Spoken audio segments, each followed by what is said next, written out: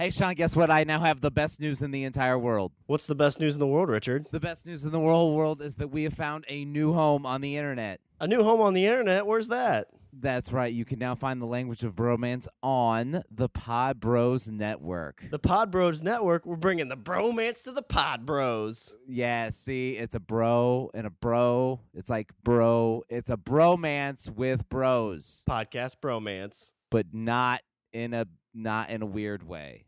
In a fun way. In a fun way. In a bro way? Yes.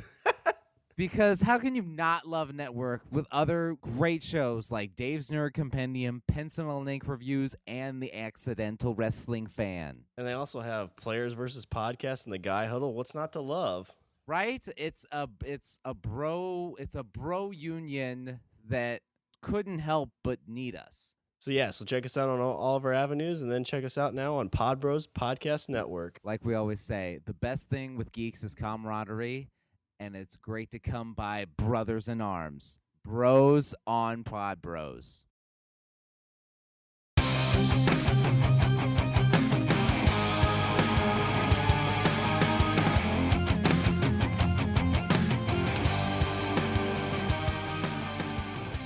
What's up, everybody? I'm Richard. And I'm Shawn. And we're speaking the language of bromance. How are you, sir? I'm doing well. How about you? Apparently I'm introverted and indecisive. I know. I just wish you would make a decision every now and then. Well, I mean, I don't know. Should we talk about this? Should we not talk about? I don't know. If we talk about this, then it's going to be that. If we talk about that, don't talk about it, then I'm going to regret it. Exactly. All right, so go ahead. You took some kind of survey or some kind of personality test? I did. I took a personality test. Like just now. I just finished taking one. It's based on Carl Jung's psychology.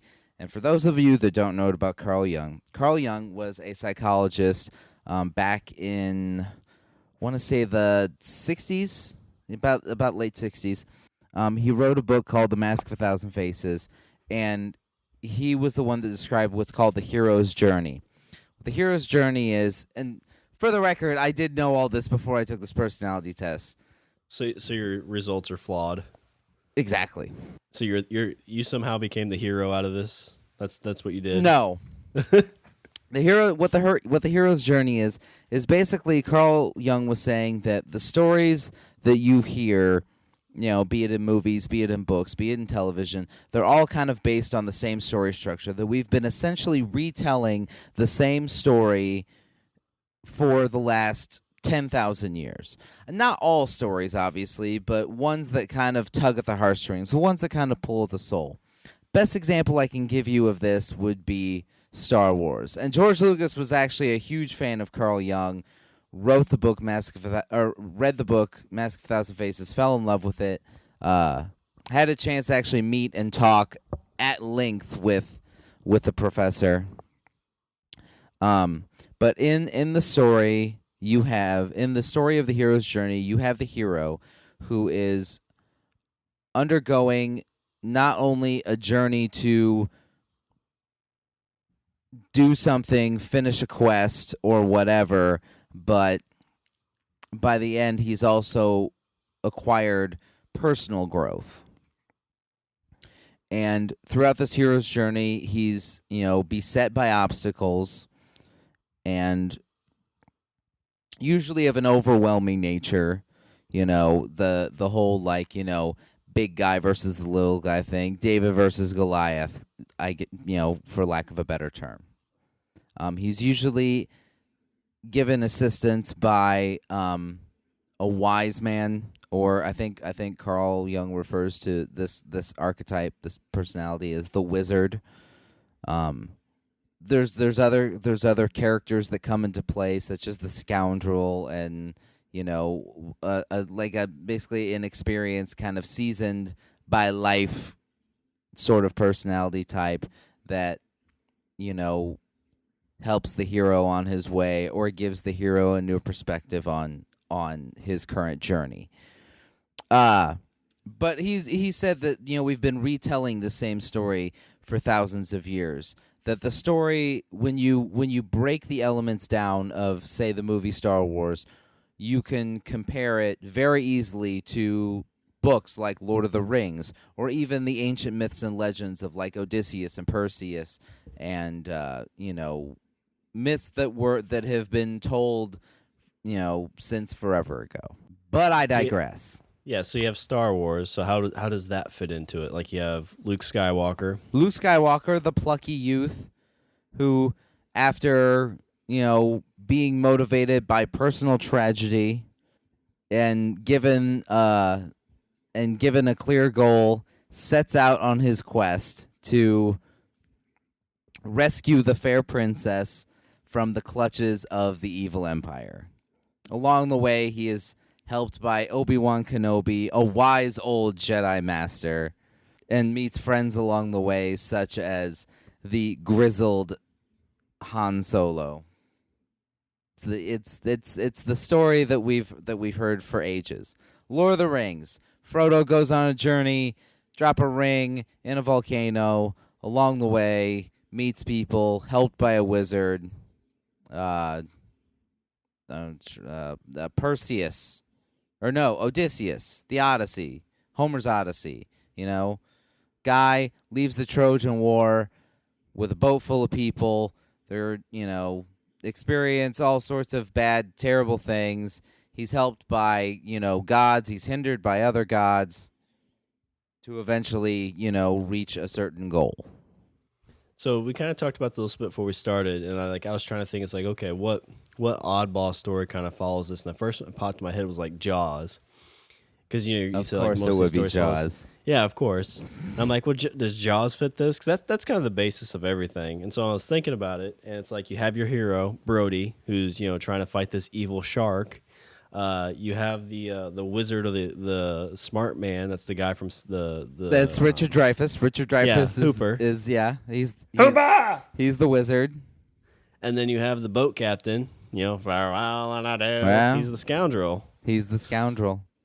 So what does that say about us as a society? Is that we basically have the exact same story. We just input slightly different variations on it, and that's what we've been doing for years. I honestly, like, I would. It's not that we are unoriginal. I don't think. I think that there's other stories that are told, but when you're talking about certain things that kind of connect with human beings on a different level, on more of a primal level, I guess, or a basic level. I mean, stories like Star Wars, Lord of the Rings, apparently Jaws, that they're all that there's central themes and central underlying tones that run through all of these. I mean, like, take a movie like trying to think of one, something that's like take a movie like like Being John Malkovich or Sunshine of the Eternal Spotless Mind. Like, I mean, there might be similar elements, but it might not necessarily follow that structure. Yeah, and I wonder if that structure is so vague, because I know a lot of like psychiatrists can really do that. They take like a very vague idea and they can tie it to like everything. Right. It is that kind of, because I mean, it's like your hero or your main character is always can be looked at as the hero. The evil doesn't necessarily have to be actually evil. It's just the thing they're trying to like overcome. And then along the way, you always have the protagonist, or some kind of event can be the protagonist. Right. And so I wonder if it's just that that like very, very vague definition of what a story is, or what he's claiming like all stories have, allows that to kind of fit just any kind of mold. Yeah, that may be. But I would say that the more I think the ones that connect with the movies that you see that connect with a very large audience, I think have these themes and have these bits that are really that they kind of are more on the surface than you would see in I don't know. I struggle to think. Yeah, but apparently you can go online and you can take a personality test, and it gives you 4 letters, and these 4 letters describe, different categories and explain kind of your personality for, because it's honestly it's a personality. If you wait, let's break it down. It's a personality test on the internet, but it's guised in the cloak of science. It's got some famous psychiatrist name attached to it. Right? So sure it's totally legit. They've done extensive research on it. They're probably borderline experts on it. Exactly. And there's no ads whatsoever. So what did you end up getting? The letters I got were INTP, which means introverted, intuitive, thinking, perceiving. So I'm a heady type. So you would essentially be the wizard. I guess. And so you'd be Hooper. I'm Hooper. In Jaws. That's me. I am Hooper. So if you took that test, let's say you're taking that test or that survey or whatever you want to call it, and you get through it, and in the end, it basically says you're the Jaws, you're the evil thing. Yeah. So according to the website, because when we need answers, let's go to the fucking internet. According to the site 16personalities.com, which explains these Jungian personalities, the INTP personality type is fairly rare, making up only 3% of the population, which is definitely a good thing for them, as there's nothing they'd be more unhappy about than being quote-unquote common. We pride ourselves on our inventiveness and creativity, unique perspective, and vigorous intellect. Usually known as the philosopher, the architect, or the dreamy professor. The dreamy professor. That's right, the beefcake professor. Oh, did you see that? I saw the story about these 2 teachers that apparently got arrested for having a threesome with a student. I did not. Unconfirmed. I didn't. I kind of glanced at some story about it. But yeah, apparently there were these 2 teachers, an English teacher and something else, that were arrested. One was married with 3 kids for having a threesome with a junior in high school. So probably like a 17-year-old? Probably. 16 or probably. 17. But here's the thing that bothers me is these 2 teachers, fairly good looking. Okay, I'm going to stop you for a second because I don't know anything about this story. So if it's 2 female teachers and a male student, people oh, let's see what the women look like. If it's the other way around, those dudes would get crucified. Oh, I totally agree. If it's 2 women having a threesome with a male student, then that student has been manipulated. That student, you see these 2 fairly attractive teachers, and then you're thinking what the hell? Yeah, why'd you say anything? Why'd the dude say anything? Right? But then you see 2 male teachers. I'm saying if it's 2 female teachers with a male student, then it's a threesome. If it's 2 male teachers and a female student, then it's probably rape, or they ran the train on her. Well, even if you just don't make it to the extreme where it's a threesome, it's just a male teacher and a female student, even if it's consensual, it's always well, he's somehow got her brainwashed, yada yada yada. But if it's the other way around, it's yeah, well, he can make his own decisions for him since he's a kid or since he's a male. Yeah, he knows what he's doing. Right. Yeah. I always just find that interesting. Whenever I hear people talk about those sex scandals, I always wait and see okay, what's the next word going to be? And usually it's she wasn't too bad looking. Or if it was a male teacher, oh, that dude should burn in hell. He's such a D-bag, blah, right. blah, blah, blah. Right. Oh, yeah, here's another example of once you get a slight piece of information, it changes your whole frame of reference. A paradigm shift. That's the phrase I was looking for. Okay, so you've heard about this case of Ebola.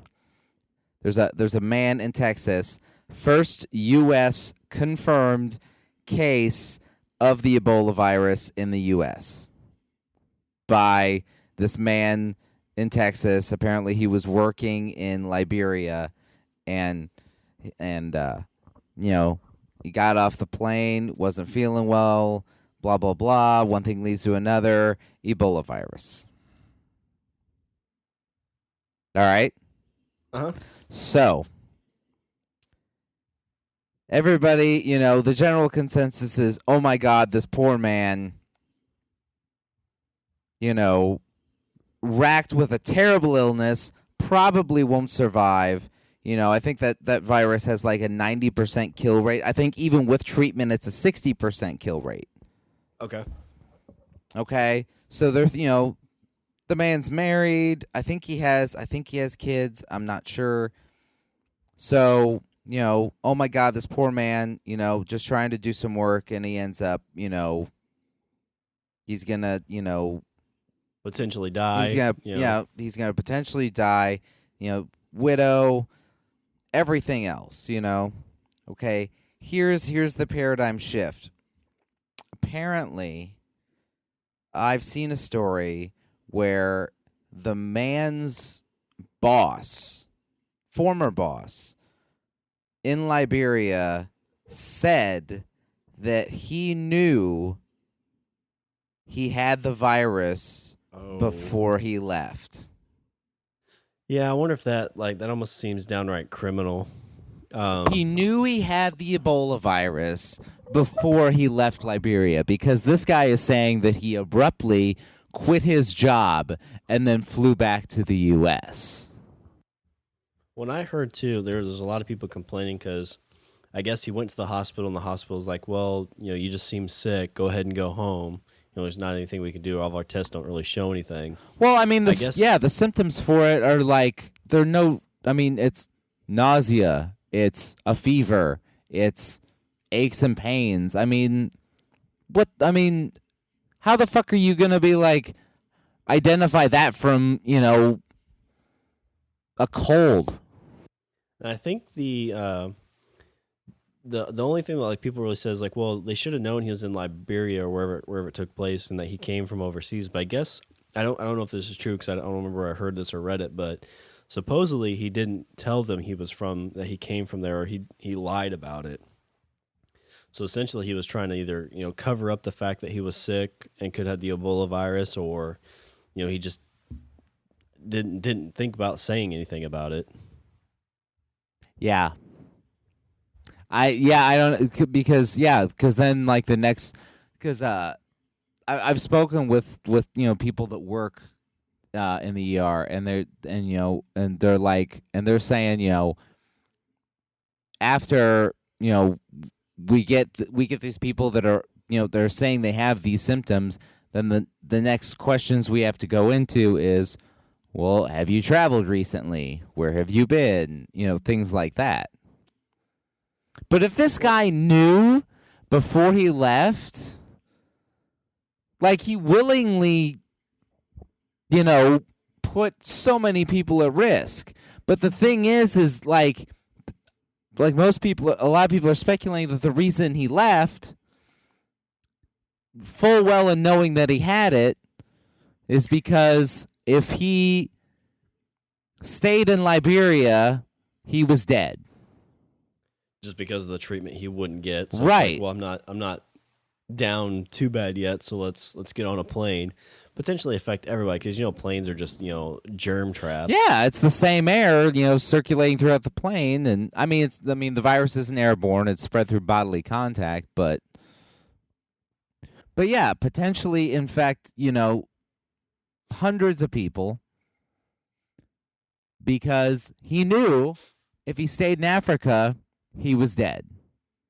He wouldn't get treated. And he also probably assumed that if they found out he had it, they wouldn't let him leave.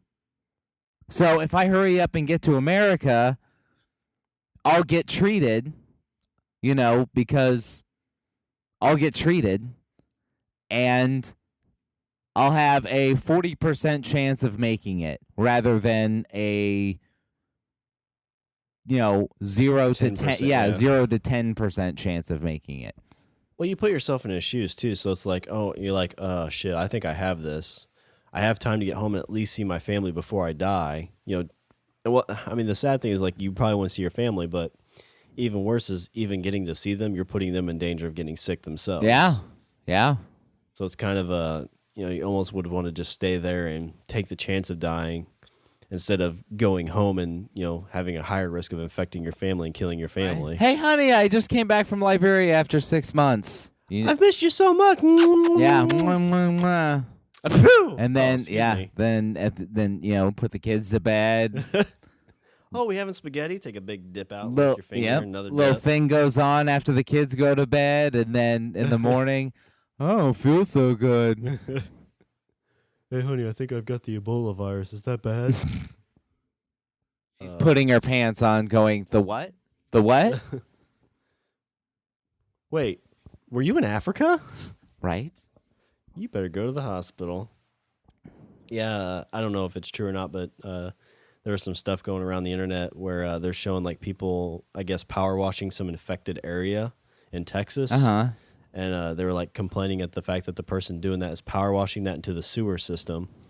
And then he's not wearing any kind of, like, biohazard suit or anything. He's just power washing it basically down the road. So it's just that whole shit flows downhill kind of scenario. I see. Yeah, as far as I know, it's spread by bodily contact. How long can it survive outside the body? I have do you know? no idea. That shit melts your skin off. Because that's just like basically like extreme flu-like symptoms, right? Yeah, So you basically. basically die of dehydration, Right. essentially. So I wonder, at least that I would think that'd be almost better than like the cabin in the woods where like your skin just peels off, like flesh-eating disease. Cabin fever. Yeah. Oh, the scene where that chick shaves her legs. Yeah, that's miserable. I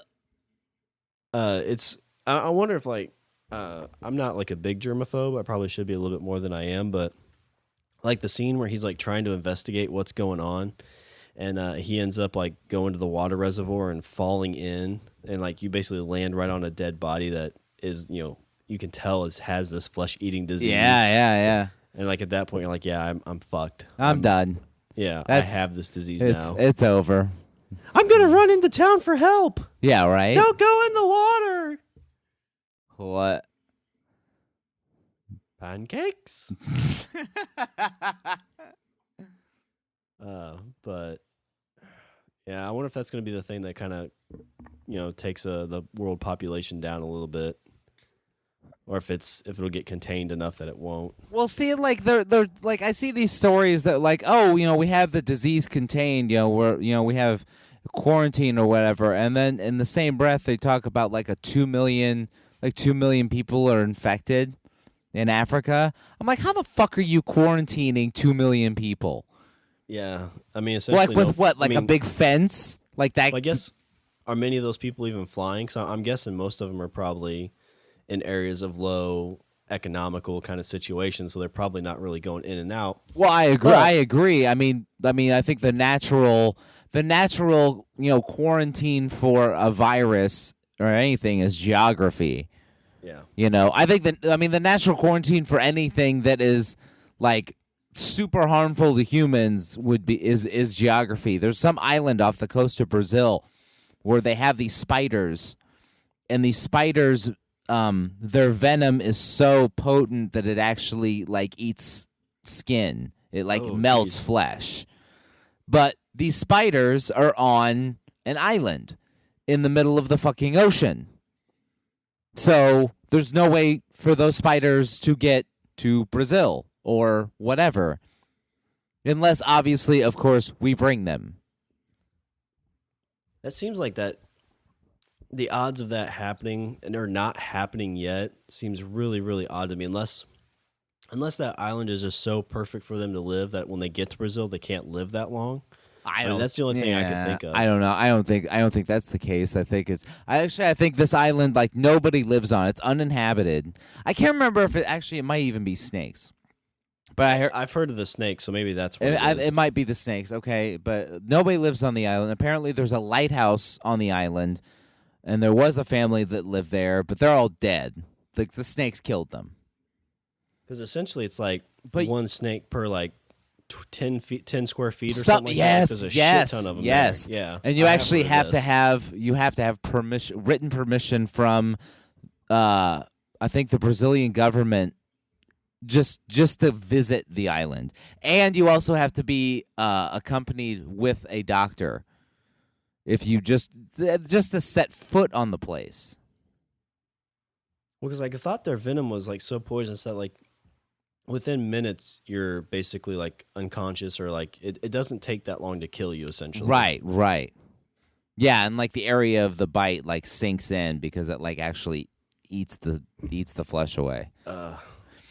That's crazy that they've been able, even that, just to be able to keep that on one single island. I guess even if you try to catch one, if it bites you, you're dead. So getting it from point A to point B is pretty difficult. Right.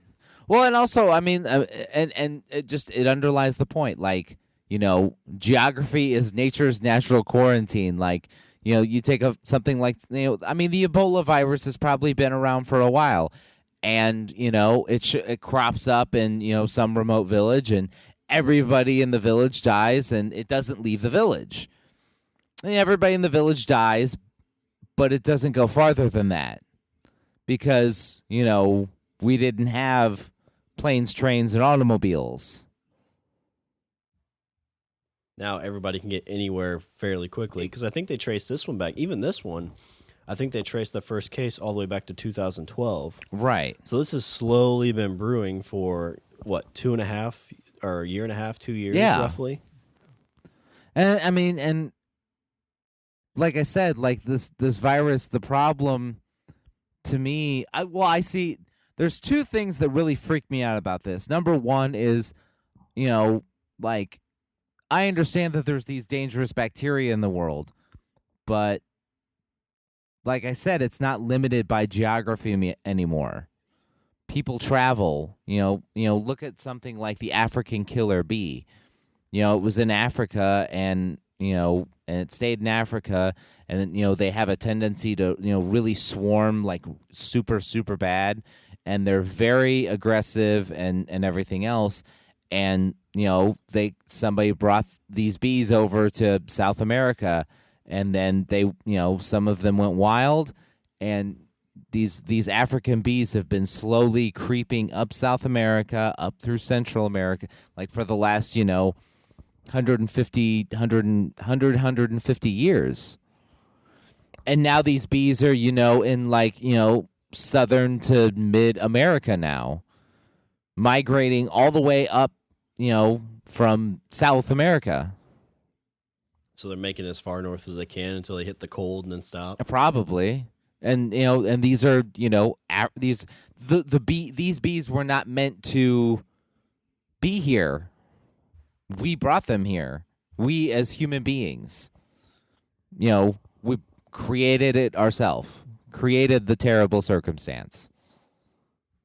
That's kind of interesting because you think about like some of those things that have been brought and introduced into like environments that they weren't meant to be in, like, you know, feral hogs and things like that. Right. How they can destroy those ecosystems. If essentially that's what's going to happen to humanity, is somehow they're going to move something like a killer bee or those snakes or some kind of virus to where it finds like its perfect place to thrive, and it gets so bad there that it can mutate and end up taking out the population. If that's what'll be basically the downfall of mankind. Right. And see, okay, that's the first thing that scares me. Second thing that scares me is, you know, obviously, you know, whether this guy knew he had the Ebola virus or whether he didn't know he had it, that point is moot. Because the second thing that scares me is just that someone that has this terrible communicable disease gets on a plane and flies over here. Now, what does this say? To me, I think this like spells out the new form of the suicide bomber. Yeah, that's a really good point. I mean, what's to stop, like, let's say some crazy jihadist gets a hold of some super contagious, super deadly virus. And he just gets on a plane, flies to, LaGuardia, and then just walks around Times Square until he falls down dead. Well, you think like I had a thought. Well, like essentially, like during the Black Plague, there were people, or there was armies that were flinging dead bodies over walls because that was helping to spread those diseases. Right. And the Black Plague took out 1/3 of the human population. The world population, 1/3, like 30% done, dead. And that was without all the travel we have today. Yeah, I mean, we still, we had ships and horses, and that's it. There's a great movie that kind of reminds me of that. It's more of the this would be the post where like basically all the bad stuff has happened. Okay. But it's a 2009 movie starring Chris Pine of Star Trek. I think it was before he got real big, called Carriers. Okay.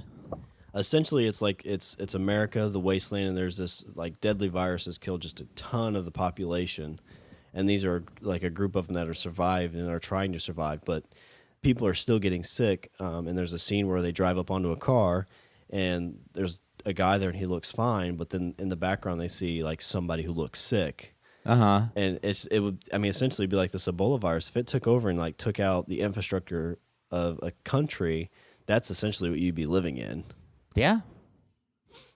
Struggling just to, not get the virus, one, and surviving day to day. And to me, that's almost scarier than like a zombie apocalypse, because you don't know what you're fighting or if you have it or are going to get it. Right. And also yeah, I mean, I prefer a zombie apocalypse because with people die, and then you know who the bad guy is. Like, yeah, exactly. Like, hey, don't get bitten and kill the zombies. But with this, somebody sneezes and it's like, what the fuck was that? Did you sneeze? Yeah. And then you have to pass it off like, no, I was clearing my throat. Sore throat! And dead. Yeah, it's interesting. You think of like smallpox and all those things. Like, I don't know if it's true or not, but like the CDC and that, at least in like The Walking Dead, they've kind of talked about like they house a lot of those viruses, so that they're still basically like they're cured, but haven't been completely eradicated. Right. So we still have these viruses on hand. We still have the bubonic plague. That's what I've heard. Yeah, I think there's supposedly like some of the groundhogs and stuff out in the like Dakotas and everything are actually infected with the bubonic plague, but like you have to eat like so much of them to actually get it. Oh, that's good to know. Yeah, so if you ever, in the Dakotas and you shoot yourself a groundhog and, you're hungry. See, now I feel like we're just freaking each other out now. Because I am. I'm thinking about like this is the new form of suicide bomber. Like, yeah, a guy's not walking into the middle of Times Square with dynamite strapped to his ass and a button, but like he's just, you'd have some guy, walking around Times Square fucking coughing on people. I feel like there's a movie about that, but I can't place it. But like, if you want to strike terror, like in the heart of people, that's what you would do. It's a dirty bomb right there. Yeah, it is. Yeah. Well, I don't know if you saw this article or not, but not only can they possibly spread these diseases and destroy America from within, but I feel like we're destroying America ourselves. Recently, I saw on October 4th. It was the first day without Saturday morning cartoons in over 50 years. I saw that too, and that really made me sad. Because I was like, there's no more. There hasn't been This is the first day in 50 years there hasn't been cartoons. I'm like, I thought like NBC and all these channels were still playing cartoons. I thought so too. But no, the last channel was the CW. Yeah, it finally cut one of its cartoons. Yeah, no Saturday morning cartoons. And I mean, it makes kind of sense when you look at like a lot of the cartoons are like on during the week. Like the new Ninja Turtles is on like Friday nights, I think. Uh-huh. And there's all that stuff online, but like ABC and CBS's aren't doing those anymore. But it seems like the downfall was really with the FCC. I don't know if you read this or not, but they started requiring broadcasts to have at least 3 hours of educational program between 7 and 10. Okay. So essentially, they were only leaving with like 1 hour to put these kind of shows in.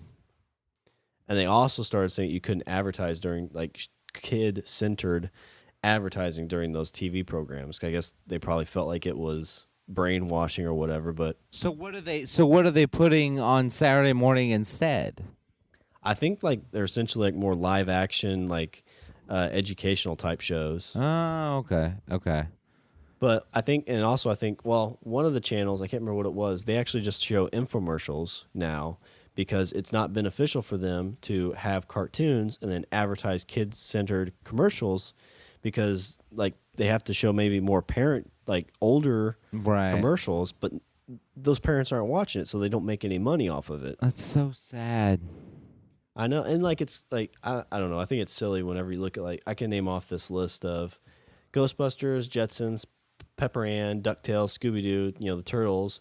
But you look at like the Turtles, G.I. Joes, a lot of those were like shows that were trying to sell toys. Well, it was a 30-minute commercial for toys. I agree. And then I remember the FCC, they wanted some sort of moral, like morality played into our cartoons. So do you always remember like at the end of like a cartoon or the last 30 seconds, like it would, the cartoon would fade out and it would fade in and you'd see like a kid getting bullied or whatever, and then like He-Man shows up, and then the kid that's getting beat up's like, He-Man, and then the He-Man would talk about how bullying is wrong or whatever.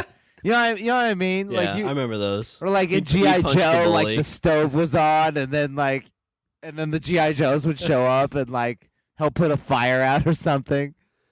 I think I remember one of the turtles, like one of these kids let go of balloons, and so like the turtles were in their turtle balloon van, hot balloon van, got the balloons, like, hey, this will kill, right, all those sea creatures, and then like the kids were like, hey, but your balloon's still floating in the air. They're like, oh no, dude. Now we know, and knowing's half the battle. G.I. Joe. See? Yeah, but it's crazy to think about. Like, I mean, I guess it's not too crazy because today there's like so many more avenues for like these kind of movies. Yeah, I mean, kids can watch cartoons online. They have Cartoon Network. They have, it's. I mean, like everybody I know, my age or even quite younger, like, we would, even though it was Saturday morning, and like we could have slept in. We could have slept until like, 9, 10 maybe, because Saturday we didn't have to go to school. But no, what time were we up? 6 a.m. Super early. I got up 6 a.m. You got up at 6 a.m. You got your bowl of cereal, and you plopped yourself in front of the fucking television because that was it. Like, that's the thing, is like that was it. Saturday morning cartoons. You couldn't TiVo it because Sunday was always infomercials or some kind of religion, right, Catholic mass type thing. Yeah, you couldn't record it. Only Saturday. Yeah, you couldn't record it unless you had like a VCR. Then you could record it onto like a video cassette, and then maybe you had it. But usually you weren't allowed to touch the VCR because that thing cost $400 fucking dollars. And a blank tape costs $40, right? So, now it's DVR comes with everything and it's free, and it's like, just don't use up all the memory, right? But yeah, you got up at 6 a.m. and you sat down with your bowl of cereal and you watched cartoons. And like I said, because that was it. Like, that was your only fix. That was your fix the whole week. You didn't get cartoons again until next Saturday morning. Like, that was your time. I wonder what, I don't remember what my parents did during this time. I'm guessing they probably slept in. Yeah. They were off doing something. That's what my parents did. They slept in. They peek out like, okay, kids are watching TV and Dad tries to get a little action. Yeah. Oh, God, now Mom, we're out of milk. Stop it. Think about my parents. Oh, scrub that one out later with bleach. They just have to time it right, so they get that 10-minute period where the cartoon's on. So yeah, no cartoons. Crazy. It is crazy, and honestly, like, I don't know whether to be sad. I mean, of course I'm sad, but I don't know whether or not to be angry Because, like, I have kids, and, like, I've thought about it, and, like, I really wouldn't mind if cartoons were just during a certain block of time, for the day. Because, see, here's the thing, is the fact that since kids now know that they can get, a cartoon fix anytime they like, they're like little heroin addicts. Yeah. It's true. Like, because they know that they have all this entertainment at their disposal, all they want to do is consume it to the exclusion of other things. I have to twist my arm to get my son to read a freaking book once in a while. Well, I think that's just, if anything, today you can binge watch a whole series anytime you want. You can, even if it's not online. I'm sorry. Let me take that back. Everything's online for a price, or you can pirate it if you want to. Right. But even let's say you want to do it legit, you can go to Netflix, stream anything you want from their live thing, and even if you don't want to, if they don't have something you want, you can get their DVD program. You can get those shipped to your mail. 2 a week, 3 a week. You can have as much entertainment as you want. Exactly. I know I've kind of started backing off on some of those things the last few years that I watch. Like, there's only like a handful of shows I watch, but right now coming up, and it's kind of scary because it's like, so there's Arrow, there's Supernatural, there's The Flash, there's Gotham. There's like 7 or 8 shows. Yeah, and I'm like, I you're really you're want to watch afraid these. the list is getting too big. Exactly. It's just like a comic book list. It's like, well, I'm only going to read 5 comics, and it's like a new one comes out. It's like, okay, well, 6 isn't bad. Right. And before you know it, you're at like 12 or 15 issues a month, and if you miss a couple weeks, you have like 15 issues to catch up on. I've gotten good about limiting like the shows that I try to follow. Like, I would say, I usually I try and keep my number to like 6 or lower. I think right now it's pretty low. But, yeah, I try and keep that number low of the shows that I follow. See, now my problem is like, I might have like, a free hour or something, and I might just flip through whatever and just stop, usually I end up stopping at Law and Order because, you can find that like any time of fucking day. Yeah. I think that's on like 30 channels on TV. Right? Yeah. There's like 30 different kinds. So. Yeah, I can stop. Usually, I go for the old school. I'm an old school Law and Order guy. But yeah, I can get I'll sit and like watch Law and Order, and then it kills an hour. But like I could be productive in that hour. There's things I could do. I'm sure there is. So like, do you try to, like you said, you got 6 shows. So are those like 6 shows that like your full focus, you try to have it on the TV, like paying attention to it? Then you have kind of the throwaways where they're just on for background. Yeah. Like you might mess around online or something Exactly. like that. Exactly. Gotcha. That makes sense. What's the show that I've recently gotten into? Oh, on the National Geographic Channel. Love this show. The Legend of Mick Dodge. I remember you saying, this thing's What's great. that show about? Oh, this thing's great. This is a show about a guy, real guy. It's a reality show, and I hate reality shows. Yeah, I'm down for this one. This is a reality show. So you have to sell it for me now because I hate reality TV. Okay, so there's these cameras that follow a guy. This is a man who has been living in the Pacific Northwest, and by the Pacific Northwest, I mean in the middle of the fucking woods for the last 25 years. I don't want to burst your bubble on any of that. I just like most reality TV shows, I think like he spends some of his time in the woods, but he doesn't spend all of his time in the woods. Where does he spend it? I don't know if he has a house or if he like stays with like friends. He does now. Okay, yes, he does have friends. He does have there are friends that have like homes and stuff in still in the woods, like these like very remote parts of the woods. This is but yeah, this guy has been living running around in the forest for the last 25 years. He's got tattoos of like roots on his feet, big giant bushy gray beard, long gray hair, and this guy just wanders around and does whatever. He's got like bags of shit stashed all over the woods. Like some of them have winter clothes and some of them have, lighter dress and some of them, usually it's clothes that he keeps. Sometimes there's tools and gear and stuff in there. I know I've only seen a handful of the episodes. The one I remember seeing is that I guess he has some kind of like famous jam he makes. And so he makes this jam for, I think he had to get a bow or a stick or something. He was going to trade with somebody. Okay. And essentially, he to get the jam made, he like squashes his dirty feet in this bucket to like basically make the jam from the berries. I have not seen this. I thought I've seen them. I thought I've been fairly caught up on it, but I don't think I've seen this one. Yeah, this was one of the first ones because I remember seeing this back home at Mom and Dad's like 2 or 3 years ago, maybe. And there was a handful of episodes on that we watched. The Legend of Mick Dodge. That's awesome. I'm kind of down, I'm like, yeah, dude running around the woods. Fuck people. Yeah, how awesome it would be if he did, like, instead of, like, doing this as, like, a reality TV show, if this was, like, a real dude.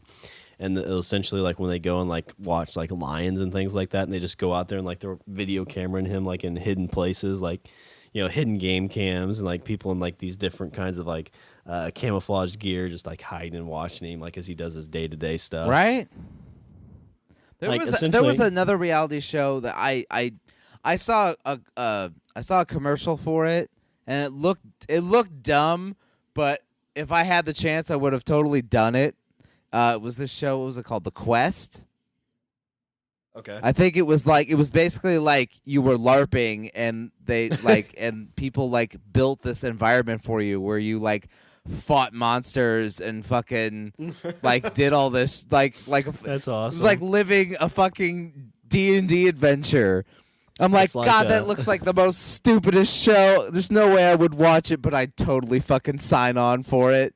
It sounds like those mouse mazes where you try to get the cheese, but it's that for nerds. It is. It had like a maze. I think at one point there was a maze. I'd have to see the trailer for it again. I don't even know what happened to the show. I don't even know if like it's on, if it is on or if it's gonna be on. I don't know, but it looked. I was like, I would never watch it because I know that like I would watch it and be angry at myself for watching not it, doing it. But I think you'd be upset for not doing it. Yeah. But if like they were like, hey, we're gonna do this reality show where you are a knight and then you run around and kill monsters, I'm like, I'm down. Yeah, no, I'm in. Let's get this done. We show up with your own gear. And they even like talk and they have like names. Like the contestants have like names and then they call each other by their names and they LARP out their characters. That sounds amazing. I know. I wish I had that personality where I didn't give a fuck. I would love to go and LARP. Me too, because it looks Knights of Badassum or role models, they do the same thing. Yeah, there was a documentary I watched called Darkon. That was a really good documentary about LARPing and this group that it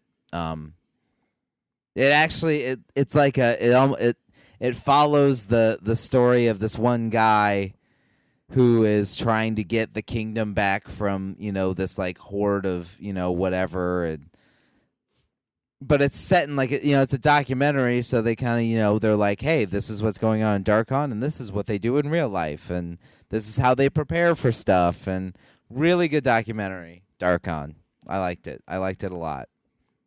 Just even that stuff, it just seems like it's kind of fun. Like if you can understand that it's not real, but there's still kind of a competition to it. Like you have to be good at the fighting skills of it. Being able to battle and everything. Right. But like even though you couldn't really tell anybody except your friends that like it's like, oh yes, I'm the knight or the king of this kingdom of badass. Yeah, exactly. Yeah, you couldn't. That's one of those things that like even if you liked it, like who are you gonna tell? Who are you gonna explain to that you really really like this thing? But really, is that any different than be like, oh, I just got 100 likes on my selfie? Well, I mean, yeah, but see, from our perspective, there is no difference. But from other people's perspective, there's There's a lot of there's a difference. whole lot of difference. It's socially acceptable to be excited about a post that gets a lot of likes, but to be the king of some make believe land is that's nothing to brag about. Exactly.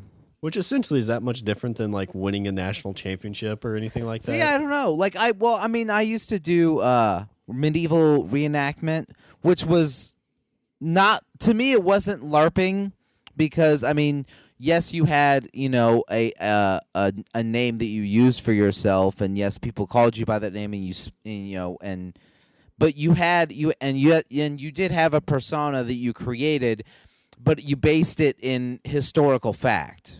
It wasn't, it was all it's all history based. There's no fantasy to it. Because I remember you talking about that. I don't know if I ever saw any of your stuff, but like, didn't you actually battle what was supposedly the king of whatever the reenactment was? It's a huge group. It's called the Society for Creative Anachronism. Huge group. I mean, it's nationwide. Where I did fight a former king of the area where I was at. And like, when I say king, I mean like these kingdoms spanned states.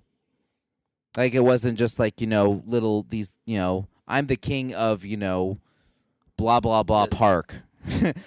Or this county. It's actually like, are states broken up into multiple kingdoms? Yes.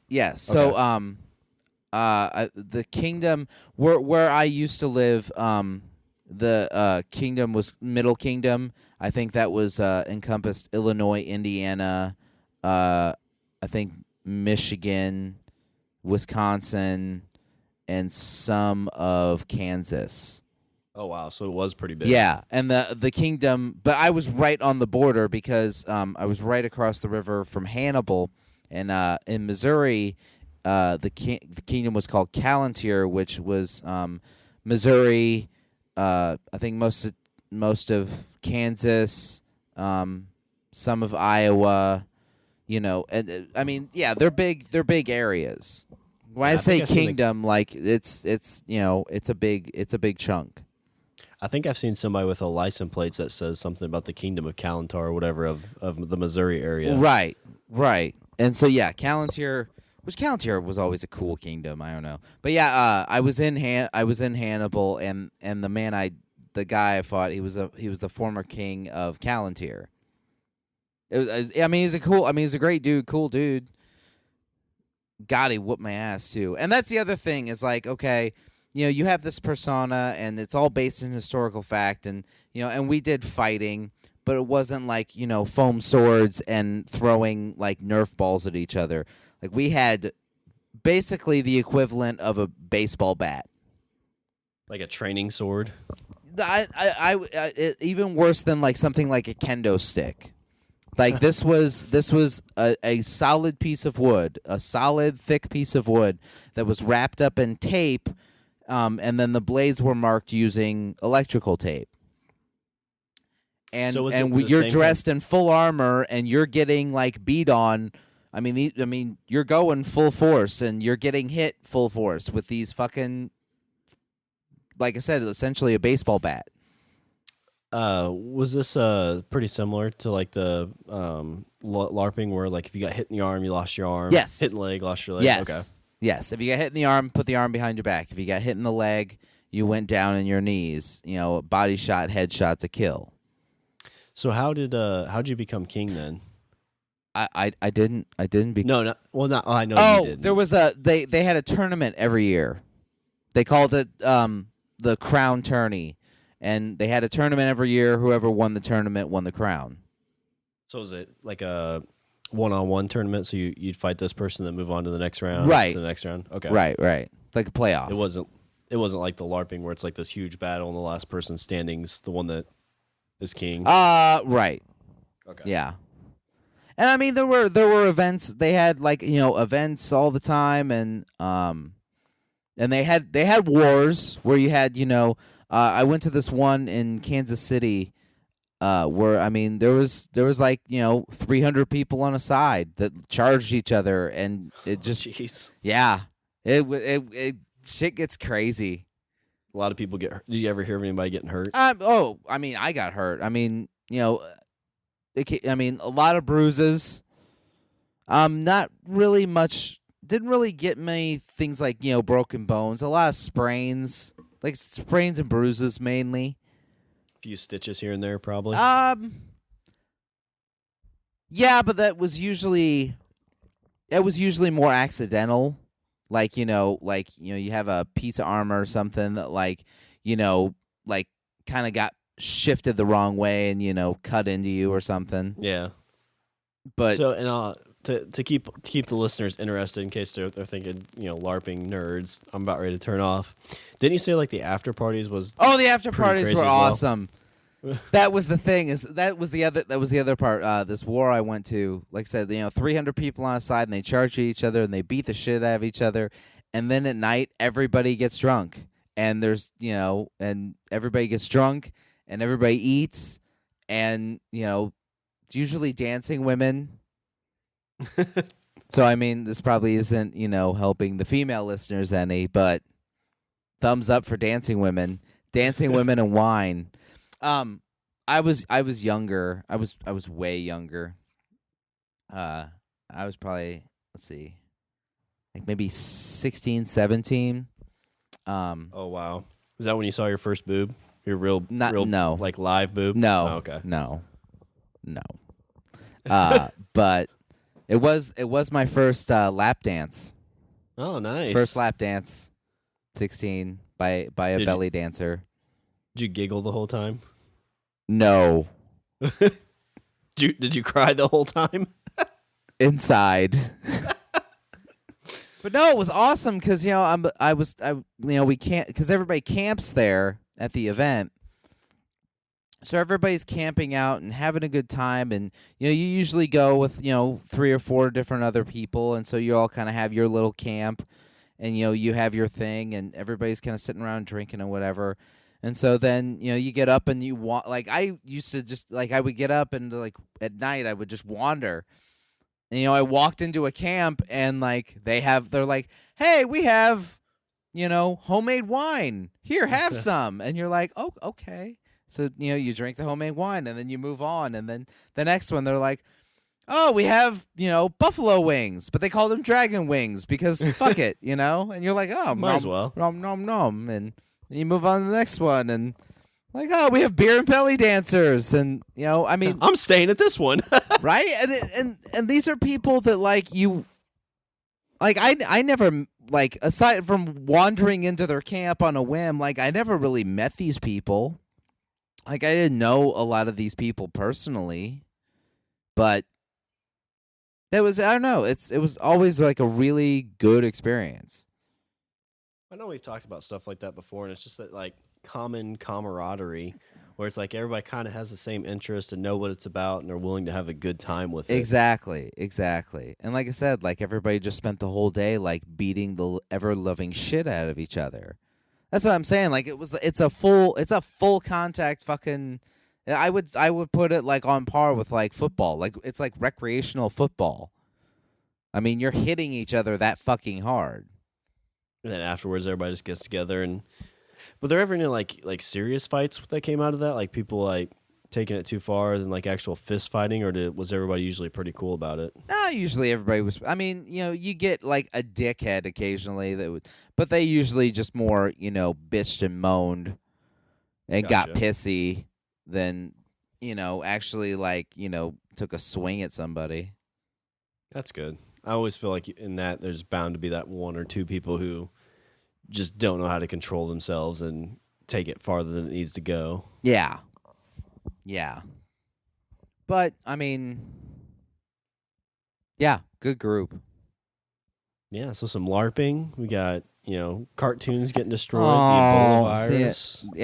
Yeah, we had to end on a good note because, we just got done scaring the shit out of ourselves with fucking Ebola and no Saturday morning cartoons. I'm really upset about the no Saturday morning cartoons.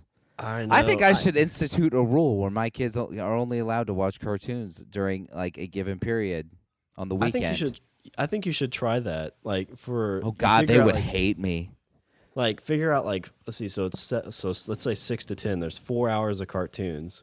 So what you do is you tell them like they get to pick up to 4 hours of cartoons. So you go like you do our draft idea. Each one gets to pick until you fulfill that full time frame. Yeah. You say, all right, kids, this is what's gonna happen. I get up at 6, I hit play. It's going to go straight through at 10. We shut it off, and then that's all you get for the week. Yeah. Oh, God, they would hate me so much. I think you need to try that, at least just for 1 week, and see what happens. Yeah. And I'm saying this is the person who's, 12 hours away, doesn't have to deal with 3 pissed-off kids. Oh.